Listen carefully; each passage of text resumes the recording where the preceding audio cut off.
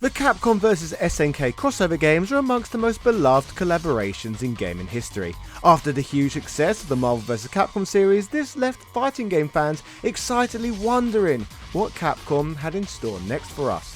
Fortunately, we would not have to wait long at all, as it would only be a matter of time until a new dream team was formed. After years of facing off as direct competition, finally we could play as both Capcom and SNK fighters in the same title. In recent weeks we've already looked at all of the home console and arcade hits that the Capcom SNK team provided us with. However, in this special episode we are going to look at a fighter that started all of this. So with all of that said, hello ladies and gentlemen, Big Daddy Top Hat here. This is the story of SNK vs Capcom, the match of the Millennium. Yeah.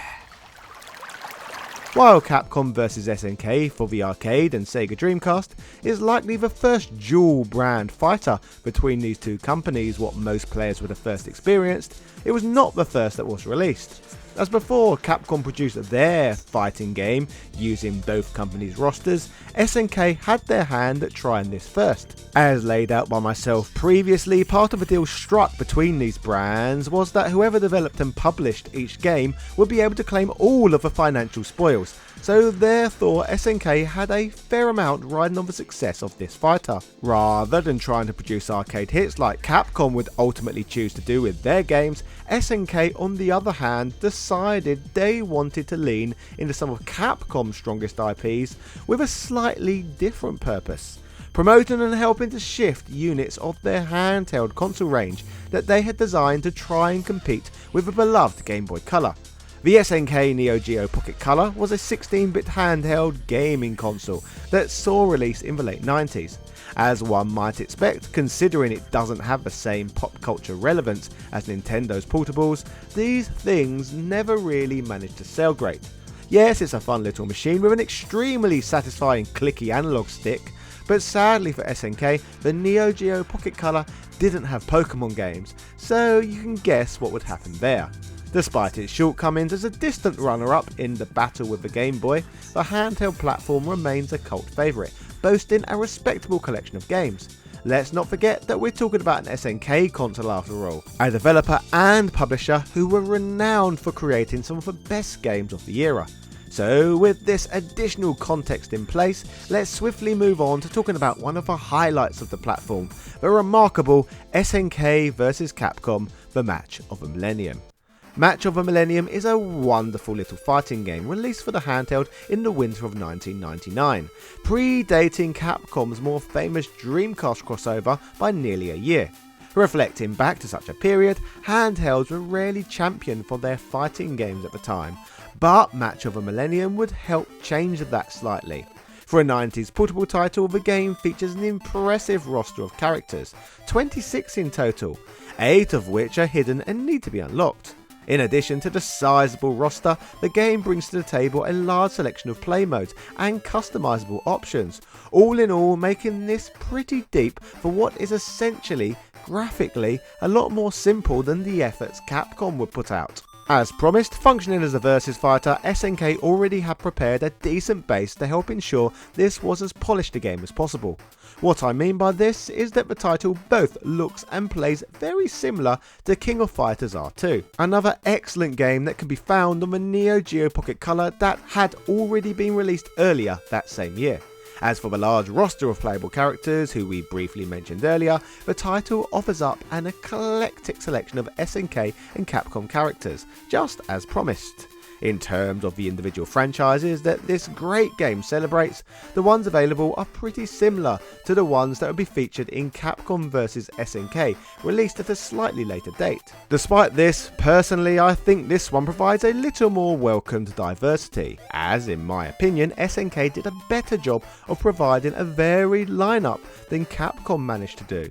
What I mean by this is that the Dreamcast game would only give us Street Fighter characters and Morrigan on the Capcom side of things. However, in Match of the Millennium she is joined by fellow Darkstalkers combatants BB Hood and Felicia, though the rest are still all Street Fighters. I guess if you're going to make a Capcom fighting game, you may as well rely on the fighters that most people will likely know. For what on a surface level may look like a simple handheld game, the title offers up a rich range of play options to explore, including tourney mode, which as you'd expect, lets you compete in a tournament. Upon selecting this mode, the game gives you 3 options. You could choose between single, tag and team mode, which is pretty self-explanatory with regards to what each of these functions presents.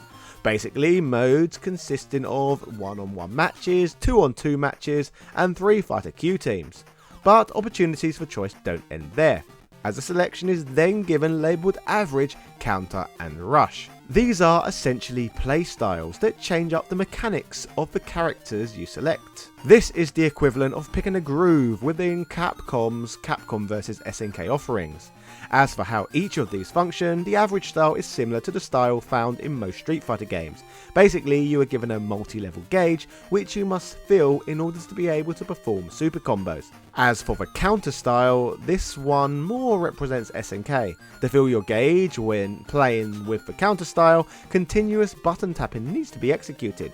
Leaning more into the classic SNK titles, when using the counter style, characters enter desperation mode when their life bar is nearly empty. This gives them an advantage when they are up against the wall in a last ditch effort to turn a bad situation around.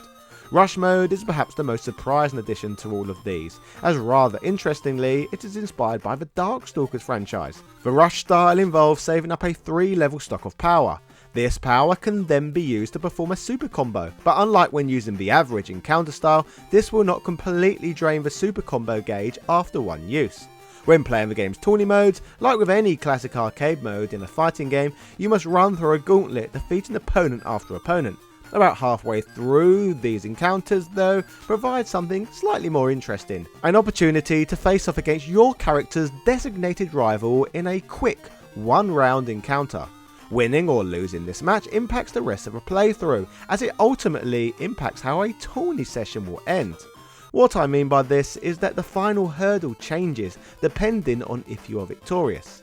If you lose, for example, you must face off against a formidable tag team of super baddies in the form of M. Bison and Geese Howard, the final bosses from Street Fighter II and Fatal Fury respectively. But if you were capable of defeating this pesky rival earlier in a playthrough, you must overcome an even more imposing set of challenges. After already toppling the 2 crime lords, Evil Ryu and Orochi Iori are the true final bosses. For those successful in taking these guys out, you will get the game's good ending, whereas lesser results obviously lead to a less satisfying conclusion. For those who persevere with this title, it is possible to unlock 8 secret characters by repeatedly beating the game's tourney mode. Every time this is achieved, a silhouette appears of the secret characters covered by a 3x3 grid of blocks. The amount of blocks removed will depend on if you defeated your rival along with the final bosses. Once you've taken off all of the blocks from each character, they will finally be yours. A feature like this is a welcome inclusion in the game that provides an exciting additional incentive that keeps you wanting to come back for more. I love unlockable characters in my fighting games, and it saddens me to no end that the likes of Street Fighter 6 gives us 0 fighters to unlock whatsoever. Paying companies extra money to unlock characters just doesn't deliver the same level of charm as earning them through skill. As for the title's rewarding character unlocking process, for those who are impatient, it is also worth noting that this task can be sped up via transferring data from the SNK vs Capcom Card Fighters Clash, another crossover that can also be experienced on the quirky Neo Geo Pocket Color. So there's that too. For an additional layer of coolness, moving away from the tourney mode, we have some bizarre goodness known as Olympic mode. This involves attempting to break what the game refers to as event records. Olympic mode offers a whole range of cool and interesting things to do, from a survival feature where you must defeat 100 straight opponents, to a time attack where you must beat 5 opponents in the quickest time possible. Another fun option provided is First Blast, a challenge where you must fight 10 one-blow matches trying to achieve the highest score possible. In this feature-rich game, amazingly, there is even more to do here. There is also multiple crazy minigames to indulge in that have nothing to do with the fighting game genre whatsoever. It is experimental stuff like this which helps make this game so memorable. These minigames include Catwalk, which is a very basic rhythm game, kind of like Guitar Hero, and Ghost Trick, where you must jump backwards or forwards across ledges as Arthur from Ghosts and Goblins. A great legendary Capcom reference there, years before he became a fighting game character in his own right. Building on this insanity, there is even a shooter minigame where you play as Marco from Metal Slug and reenact one of the Metal Slug game's final boss fights. We didn't ask for any of this in a fighting game, but I am certainly not going to complain about it. If that's not enough for you though, how about Target 9, a samurai showdown inspired reaction based game where you slash things with your sword? Lovely. From all of this, by now you should have easily been able to garner how packed to the brim with surprising content that this little game is. SNK vs Capcom Match of the Millennium is easily one of the most interesting fighting games that had ever been made for a handheld at that point. Although cute and simplistic on the surface, it manages to deliver a very fluid looking and responsive play experience. All of this is without even mentioning this one's great music, which offers up simple renditions of some of the most famous Capcom and SNK tunes around. The game is shockingly good, extremely satisfying to play, and deserves celebrating. While in an official capacity at least, this game remained a Neo Geo Pocket Color exclusive for decades, in recent years it has been re-released on the Nintendo Switch. While this is certainly one way to play it, fortunately Neo Geo Pocket Color cartridges are of use once again, due to the wonderful device that is the Analog Pocket. So it could be argued to be the coolest way of all to play the game in the modern age. Anyway, if you enjoyed this one, check out my upload covering the SNK produced crossover with Capcom that was created for arcades. Cheerio!